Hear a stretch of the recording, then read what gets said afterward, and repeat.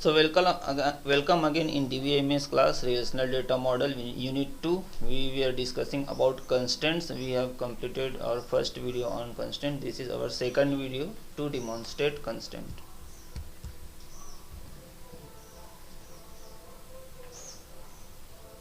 So we discussed about our foreign key.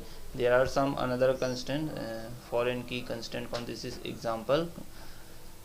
How we can make our constant after creating table. The cell tables foreign key constant, which is constant cell foreign key. This is name of the constant cell customer fk, and this is constant, what constant? Foreign key on the column name customer id, reference customer id, references customer id. तो हमने references customer मतलब customer table के customer ID को reference कर, customer table है उसके customer ID को reference कर रहे, ठीक है। तो हमने किसको बना दिया फॉरेन की? सेल टेबल के कस्टमर आईडी को हमने फॉरेन की बना दिया, जो किसको रिफरेंस करता है? कस्टमर टेबल के कस्टमर आईडी को रिफरेंस करता है। So constant, we are making constant name is this, and foreign key किसको फॉरेन की बना रहे हैं? कस्टमर आईडी को, ठीक है। रिफरेंसेस कस्टमर, रिफरेंसेस किसको रिफरेंस करता है? कस्टमर टेबल को, कस्टमर टेबल के कस्टमर आईडी को, ठीक है। ऑन डिलीट कैस्केड मतलब हम इसको डिलीट नहीं कर सकते हैं, ऑन अपडेट कैस्केड मतलब हम इसको अपडेट नहीं कर सकते हैं। तो सेट ऑफ रूल हमने इस पे लगा दिए, ठीक है। A foreign key constant can specify the same table for the dependent parent table. Suppose you have an employee table with an employee ID primary key column and merge ID column that holds the employee ID for personal manager. This is another example. Create table employee, हमने table create करते time में कैसे किया? Create table employ, हमारे पास दो table है, कौन कौन से? Suppose you have an employee table, एक एम्प्लॉय टेबल है, ठीक है, और employee table with employee ID primary key column, उसमें एम्प्लॉय आईडी है वो प्राइमरी की टाइप का है, and manager employee ID column that holds the employee ID for the person manager, and a manager employee ID column, और manager employee ID column है that holds the employee ID for the person manager, वो manager के लिए उसको hold करके रखता है, ठीक है। तो create table employee ID not null, manager employee ID not null, हम दोनों कॉलम पे डिस्कस करते हैं, ठीक है। तो हमने प्राइमरी की किसको बना दिया? एम्प्लॉय आईडी को बना दिया। कंस्टेंट क्या लगा दिया?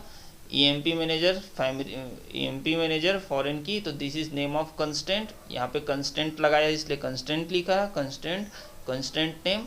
फॉरेन की किस पे लगाया? फॉरेन की मैनेजर टेबल पे। तो हमने सेम टेबल, दो टेबल का यूज नहीं किया है, सेम टेबल के एक कॉलम को सेम टेबल के दूसरे कॉलम से रिफरेंस दे देते हैं बस। तो हमारा टेबल नेम सेम है, एम्प्लॉय इसी टेबल के, हम इसको उसी टेबल के एम्प्लॉय आईडी से रेफरेंस दे रहे हैं। तो कैसे बनाएंगे? कंस्टेंट नेम फॉरेन की किसको बनाया है? एमजीआर एम्प्लॉय आईडी को, मैनेजर एम्प्लॉय आईडी को हमने क्या बना दिया? फॉरेन की बना दिया, जो किसको रिफरेंस करता है? रिफरेंसेस एम्प्लॉय टेबल के एमपी आईडी को रिफरेंस करता है। On update restrict, on delete restrict, ठीक है, ऑन अपडेट कैस्केड और डिलीट कैस्केड।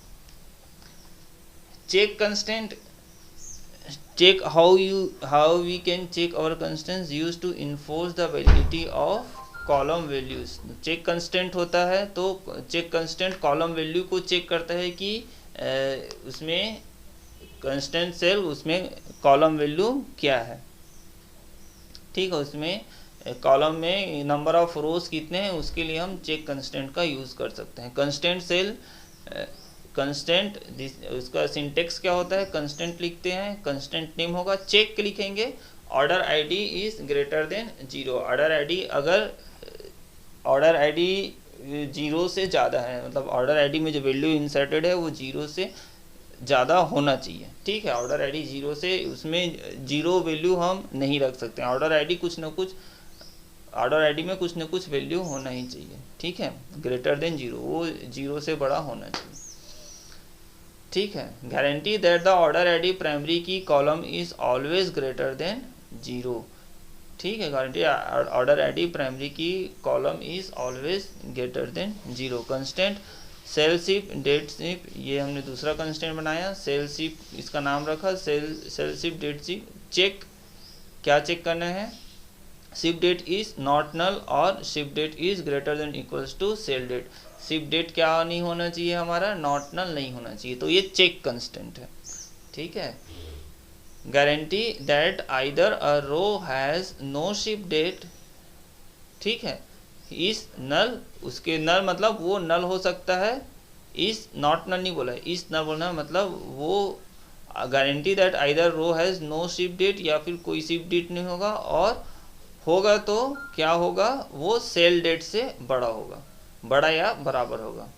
ठीक है, और the ship date is on और after the sale date, sale date के दिन या उसके बाद के दिन शिप डेट हो सकता है, मतलब कोई खरीदेगा उसके बाद ही उसको शिपिंग करना है, तो हम ऐसा चेक कंस्टेंट लगा सकते हैं। A check constant can compare a column to a constant such as in the first example to another column in the same table। Check constant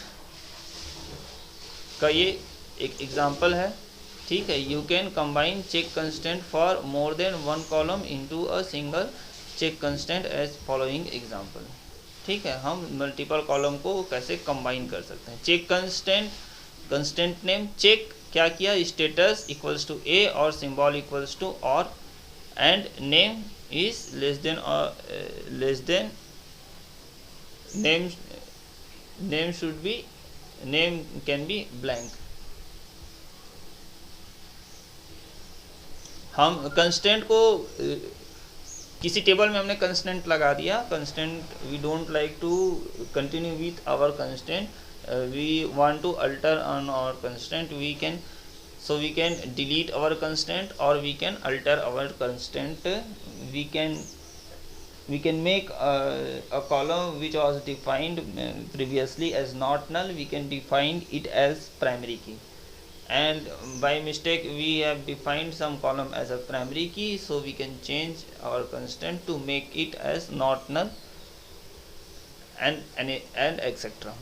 After you create a table, you can use alter table statement to add and remove a primary key, unique key, foreign key or check constant. To drop a table's primary key constant, just specify the primary key keywords. Specify the alter table, alter table लिखा हमने, alter space table, alter table space table name, sale table को हम alter करना चाहते हैं, और क्या करेंगे? ड्रॉप प्राइमरी की, प्राइमरी की हमने जो डिफाइन किया है उसको हम ड्रॉप करना चाहते हैं, मतलब जिस कॉलम को हमने प्राइमरी की डिफाइन किया था अब वो प्राइमरी की नहीं रहेगा। To drop a unique foreign key और check constant, you must specify the constant name. ठीक है, आप फॉरेन की को या चेक सम को, आप चेक कंस्टेंट को ड्रॉप करना चाहते हो तो उसके लिए आपको मस्ट है कि आपको कंस्टेंट का नाम लिखना पड़ेगा। ठीक है, जैसे हमने सेल टेबल पे प्राइमरी की का नाम नहीं लिखा है फिर भी वो ड्रॉप हो जाएगा, लेकिन आप किसी कॉलम को फॉरेन की या चेक कंस्टेंट लगा दिए हो तो उसमें आपको कंस्टेंट नेम लिखना मस्ट है। कंस्टेंट नेम लिखोगे तो ही वो क्या होगा? डिलीट होगा, अदरवाइज डिलीट नहीं होगा। क्यों ऐसा क्यों हो रहा है? क्योंकि हम तो एक टेबल में एक ही कॉलम को प्राइमरी की बनाएंगे ना, तो ऑब्वियस सी बात है प्राइमरी की को रिमूव करो मतलब एक ही कॉलम का कंस्टेंट को रिमूव करेगा। लेकिन हम फॉरेन की तो मल्टीपल कॉलम्स को बना सकते हैं, चेक कंस्टेंट तो मल्टीपल कॉलम्स पे लगा सकते हैं। तो उसको रिमूव करने के लिए हमको क्या करना पड़ेगा? स्पेसिफाई करना पड़ेगा कि आप किसको रिमूव करना चाहते हो, कंस्टेंट का नाम बताओ। ठीक है, तो alter table name, drop constant, alter table syntax होता है, अल्टर टेबल हमको लिखना पड़ता है। ठीक है, उसके बाद सेल टेबल का नाम लिखेंगे, फिर ड्रॉप कंस्टेंट लिखेंगे और कंस्टेंट का नाम लिखेंगे कि कौन से कंस्टेंट को हम ड्रॉप करना चाहते हैं। To add a new constant, use the same constant syntax in the create table statement, alter table sale, add constant add constant और यहाँ पे constant name sale top is greater than और equals to 0 हम उसमें चाहे तो alter करके नया कंस्टेंट वैल्यू अप्लाई कर सकते हैं। Database constants can be added to a file in several ways. The cl add physical file constant command create table to or alter table SQL statement the table properties table SQL operation behavior। Constant को हम file में भी लगा सकते हैं, file में वो बताना पड़ेगा कि उसको इनेबल करे या। So database constants provide a way to guarantee that rows in table have valid primary और unique key values. Rows in the dependent table have valid foreign key values that reference to rows in parent table. Individual column values are valid.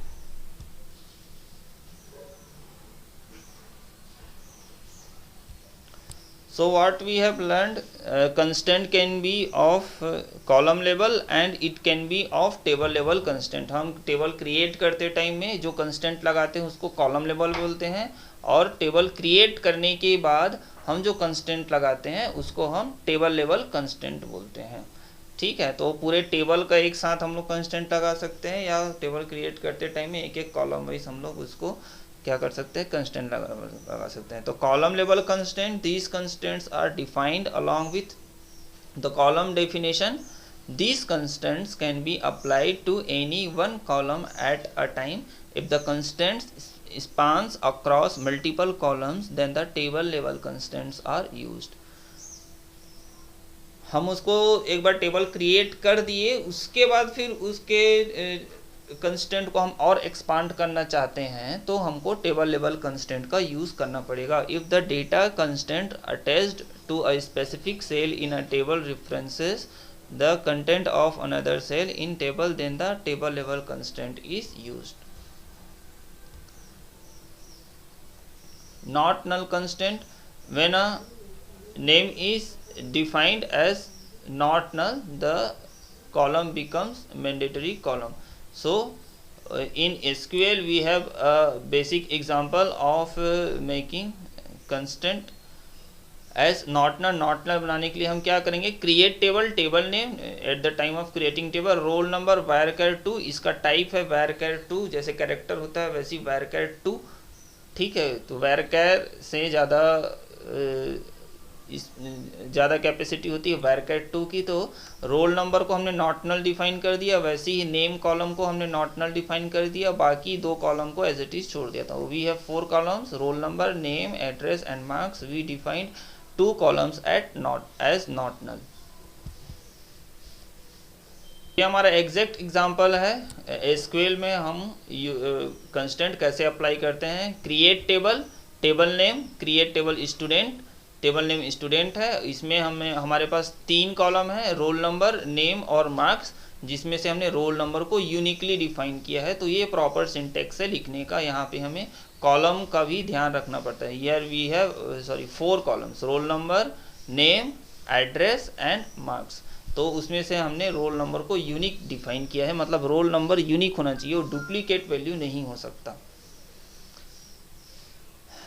Table level constant में हम कैसे create करते हैं। Table level में create table student, roll number, varchar 2 हमने चारों column को define कर दिया। उसके बाद हम लास्ट में before closing the table constant roll key unique roll number.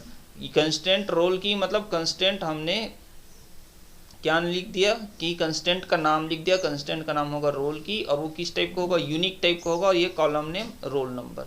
ठीक है, तो कंस्टेंट बनाना है किस नाम से, रोल की के नाम से, और किस टाइप का कंस्टेंट, यूनिक टाइप का कंस्टेंट, और कौन से कॉलम को, रोल नंबर कॉलम को, फर्स्ट कॉलम को।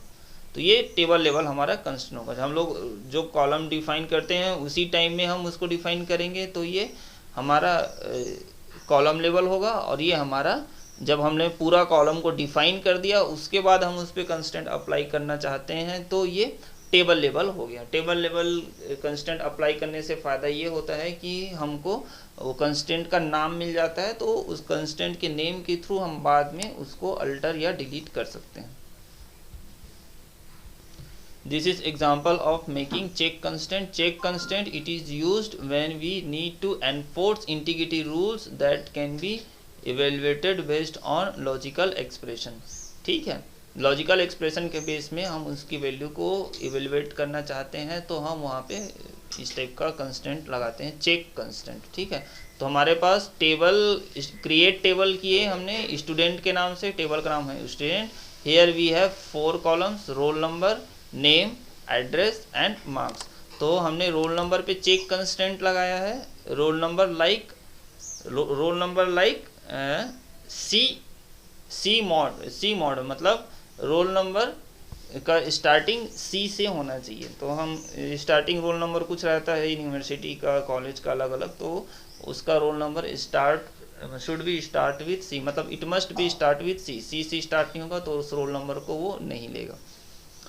ठीक है, नेम वेरिएबल टू कंस्टेंट हमने लगाया है किस टाइप का, चेक नम कंस्टेंट नेम होगा। चेक कंस्टेंट क्या, name is equals to upper name, तो उसका जो नाम किस टाइप का वो कर देगा, वो अपर नेम में कन्वर्ट कर देगा। ठीक है, तो अपर नेम में हमने चेक कंस्टेंट लगा दिया। ठीक है, एड्रेस वर्ग मतलब वो कैपिटल लेटर में होना चाहिए।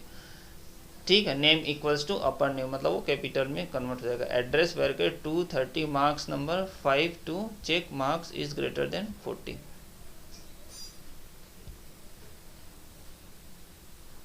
प्राइमरी की का एग्जांपल है ये, हमने स्टूडेंट टेबल में रोल नंबर को प्राइमरी की डिफाइन कर दिया। ये हमारा कॉलम लेवल होगा और ये हमारा टेबल लेवल होगा। टेबल लेवल में हमने प्राइमरी की बनाया किसको, रोल नंबर को। ठीक है, तो इसमें हमें प्राइमरी की में हमको कंस्टेंट नेम देने की ज़रूरत नहीं है। क्यों, क्योंकि हमारा एक ही कॉलम प्राइमरी की होगा तो उसको नाम देने की ज़रूरत नहीं है, यूनिक उसको और अलग से स्पेसिफाई करने की ज़रूरत नहीं है। तो प्राइमरी की का थोड़ा सा अलग होता है, सिर्फ हम लोग प्राइमरी की बोलते हैं और रोल नंबर ये राजा है अपने जगह का। प्राइमरी की, रोल नंबर, कंस्टेंट नेम में सब लिखने की ज़रूरत नहीं है। प्राइमरी की किसको बनाना है, रोल नंबर को, ख़त्म। ये हमारा टेबल लेवल कंस्टेंट है।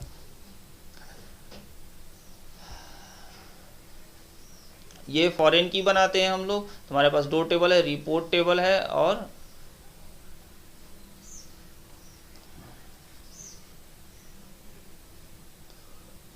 हाँ, रिपोर्ट टेबल के 2 कॉलम को हम लोग यूज़ करते हैं। हमने सीरियल नंबर को प्राइमरी की बना दिया और रोल नंबर को रेफरेंस बना दिया। किसका रेफरेंस, रोल नंबर का। ठीक है, तो role number should be primary की और serial number should be primary key and roll should be references to roll number of student table। ठीक है, ऐसे हम उसको फॉरेन की बना सकते हैं कॉलम लेवल पे। और टेबल लेवल पे बनाना होगा तो कैसे बनाएंगे, क्रिएट टेबल रिपोर्ट, हमने सीरियल नंबर को प्राइमरी की बना दिया, roll variable two grade character type का फॉरेन की, रोल किसको फॉरेन की बनाता है, रोल को रेफरेंसेस, फॉरेन की रोल, हम रोल को फॉरेन की बना दिए और रेफरेंसेस किसको रेफरेंस करता है, रोल नंबर को ऑफ स्टूडेंट टेबल। ठीक है, ये एग्जैक्ट एग्जांपल है हमारा प्राइमरी की बनाने का, अल्टर करने का। ठीक है, ऐड प्राइमरी की, alter table student, add primary की। ठीक है, तो ऐड प्राइमरी की रोल नंबर, तो हमने एक टेबल बनाया था, बना के रख दिया है, लेकिन हमको बाद में समझ में आया कि इस पे कंस्टेंट अप्लाई करना चाहिए। तो कैसे अप्लाई करेंगे भाई, add alter table student table को अल्टर करो और ऐड प्राइमरी की ऐड करो, किसको, रोल नंबर को as a primary key treat करो। ऐड फॉरेन की, तो हम alter table report, add constant RK, constant name, references student roll number. ठीक है, तो ऐड कंस्टेंट आरके को हम ऐड कंस्टेंट आरके वो रेफरेंस होगा और रेफरेंसेस किसको रेफरेंस कर रहा है, वो स्टूडेंट टेबल के रोल नंबर को। ऐड नॉट नल कैसे ऐड करेंगे, अल्टर टेबल स्टूडेंट, मॉडिफाई, अब देखो हमने क्या कर दिया, मॉडिफाई कर दिया। ठीक है, नेम वेरिएबल 220 नॉट नल, वो पहले कंस्टेंट कुछ और था तो हम उसको मॉडिफाई करना चाहते हैं, तो modify name variable 2 as a not null. तो इस तरीके से हम इनको कंस्टेंट का लिखने का तरीका होता है। Thank you. If you have any doubt you can ask me.